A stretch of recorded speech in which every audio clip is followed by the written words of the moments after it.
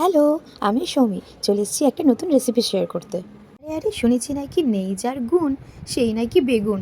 চলো করে ফেলি আজ দই বেগুন। এগুলো সুন্দর করে কেটে নিয়ে নুন আর হলুদ দিয়ে একটু মেখে নেব। কড়াইয়ে একটু তেল গরম হতে দিয়ে তারপর বেগুনগুলোকে আস্তে আস্তে ভেজে নেব এইভাবে।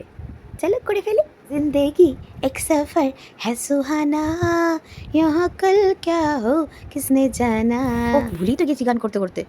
বেগুনগুলো তো অলরেডি ফ্রাই হয়ে গেছে, চলো পাশে রেখে দিই। এরপর একটা হ্যান্ড মিক্সিতে কিছুটা পেঁয়াজ, আদা আর রসুন দিয়ে আর কাঁচা লঙ্কা কিছু দিয়ে একটু মিক্স করে নেবো। এরপর কড়াই গরম হয়ে আসলে ওই মিক্সারটা দিয়ে দিতে হবে। তারপর নুন আর একটু চিনি দিয়ে একটু নাড়িয়ে নিতে হবে। বাস ভালো করে নাড়াচাড়া করো। এরপর আস্তে আস্তে লঙ্কা গুঁড়ো, হলুদ গুঁড়ো, জিরে গুঁড়ো, ধনে গুঁড়ো, ওফ বাবা হাঁপিয়ে গেলাম।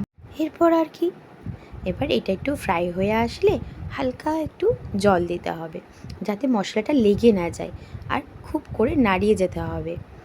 এরপর ফ্যাটানো টক দইটা দিয়ে দেব। তাড়াতাড়ি দিয়ে দাও, দেরি হয়ে যাচ্ছে তো। এরপর আর কাজ কি, এরপর একটু গ্রেভি হয়ে আসলে অল্প একটু জল দিতে হবে।